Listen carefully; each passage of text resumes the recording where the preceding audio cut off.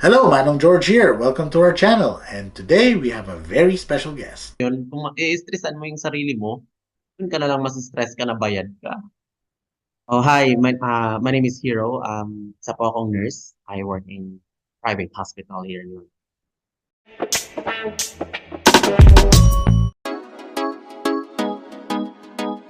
Central London OSCE or London Hospital OSCE. You decide. Our Central London purpose-built NMC OSCE course and practice rooms include all of the equipment you need to practice for your NMC OSCE exam. You get the same expert team by your side, the same expertly prepared materials, and now a dedicated space built just for our international and return to practice nurses. Learn more at www.oscenurses.com.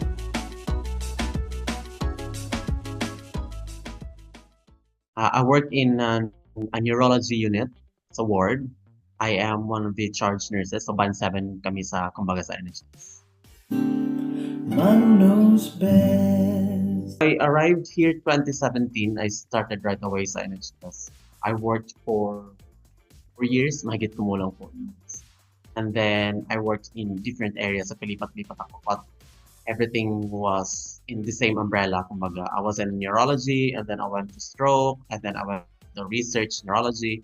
So everything nasa linya ko ng neurology. So until now, sa private hospital, nasa neurology unit.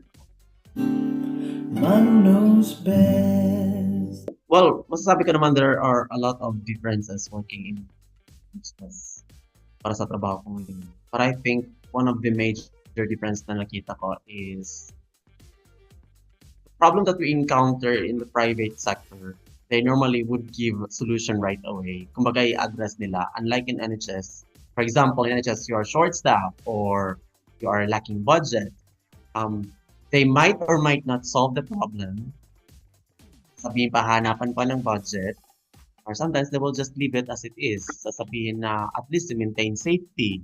At least na natapos niyo ang trabaho na walang major incident. Kumbaga, they would try to patch up with good words. Unlike in private, when you say, look, we need this thing, we are short staffed, they will try their best to accommodate your needs because your priority is towards the patient. Kumbaga, everything that is happening in the background would affect the patient's safety. So they would do within their power na i-accommodate kung anong kailangan ng mga staff.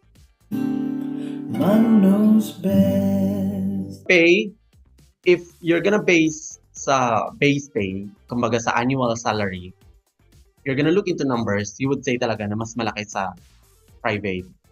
Their offer is really, really high. But then again, if you're gonna do the math, the tax and all, let's say, yung lamang mo lang sa salary per month kumpara sa mga NHS staff is around £200, doon nagkakatalo sa bank shift. Because the payment sa bank shift is way, way higher than NHS. So I think NHS, they're offering 26 per hour ba? I think they're offering 26 per hour kung weekend. In private sector, they would offer 36. And then if you're in a senior role, they would offer 42 or higher than 42. Depends on the needs. Especially kung mga taga-theaters. Yung mga taga-theaters kasi nag-on call.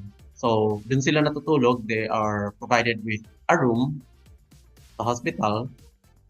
And then, yun, pag nag-on call, di ba, you're already paid for the rest of the 24 hours regardless if may case kayo. So, nagkakatalo siya sa extra shift. But then, kung sasabihin ko lang sa base pay, minus the tax and all, siguro mga lamang lang kayo ng 200, 300 pounds para sa NHS staff. Money? Offered me, I think they already offered me for my 2 years sa private sector, naka-apat na akong increase, nakatatlong increase.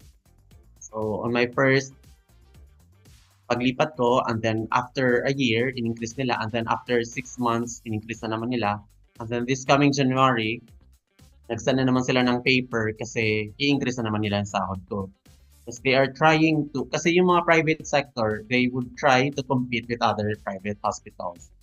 Kung alam nila na mataas na yung sahod sa kabila, they will try to accommodate na itataas na yung sahod because kailangan nila ng staff retention din eh. They have to entice all the staff na, "Uy, wag kayong lumipat kasi we're trying to increase your base pay din. We're trying to increase your pay, your salary." So, i-increase din nila. And then, obviously, kung na-promote ka rin, on top of that, meron ka rin increase. Kaya medyo, kung pera-pera talaga ang labanan, private sector talaga yung, private is the key. Manong knows best. 5% ang kukunin from your salary, and then the hospital itself, the company, will give additional 10%. So that's like 500 pounds per month ang nahuhulog.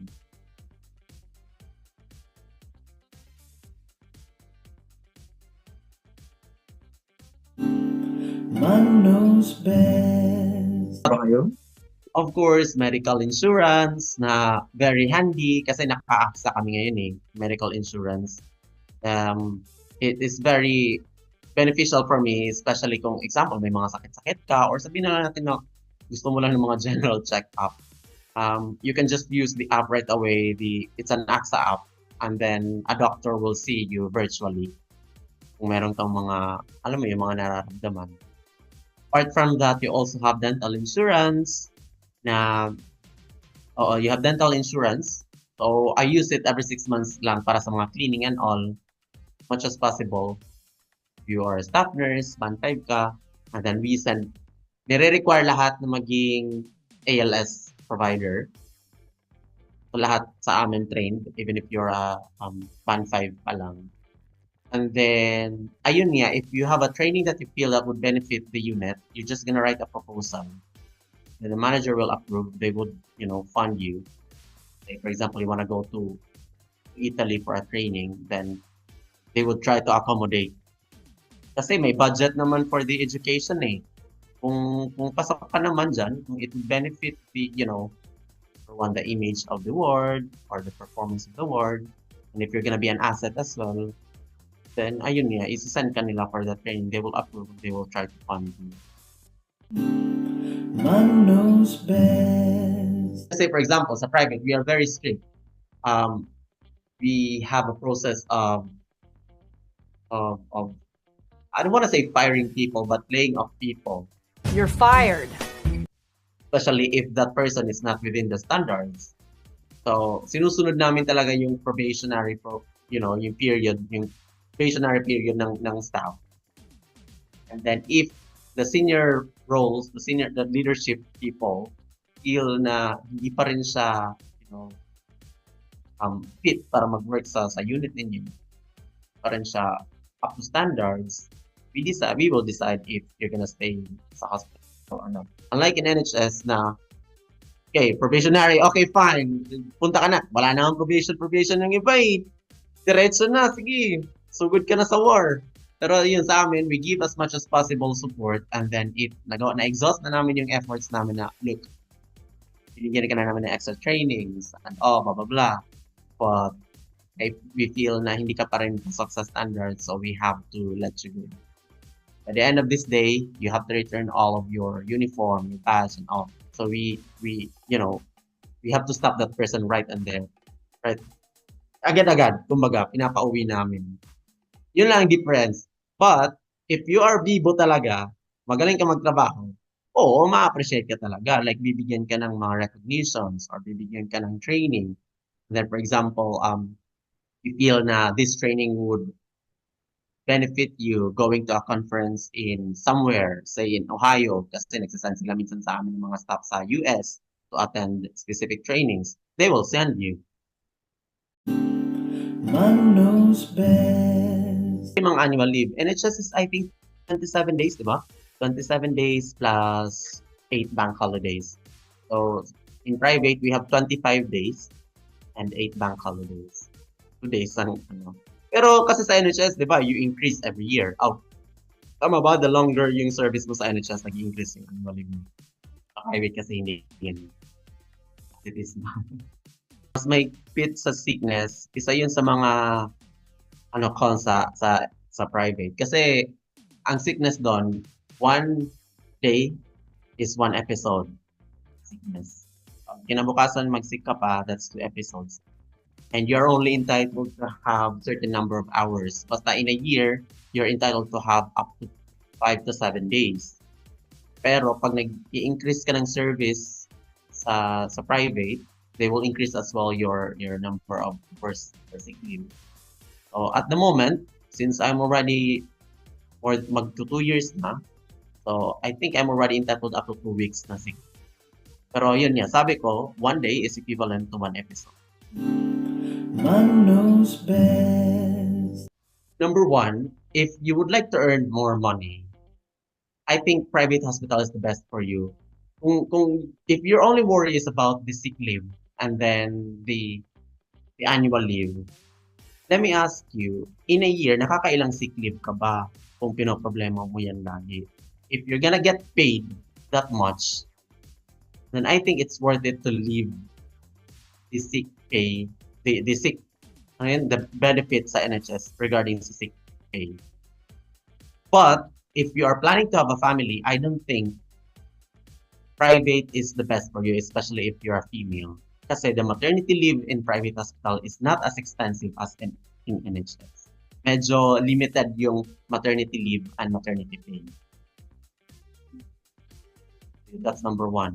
Number 2, if you would like to progress into executive, like managerial, senior leadership, I would say private is the best experience because they will try.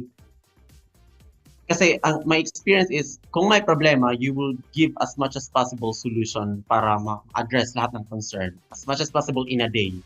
So, talagang mag-iisip ka talaga what you're gonna think. It's a really good experience to address executive problems, managerial problems. Kasi sa NHS, you will focus more on patient safety, you will focus on addressing the immediate issues, but you can do that only, that much. That's it. In private, you will try to be more innovative kasi you know that they have the budget. Gusto mo ba ng extra 15 pounds free sa iyong padala? Then let me walk you through kung paano yan with Taptap Send. So first of all, download the Taptap Send app either on Apple Store or Google Play. Input your details including your country and your phone number.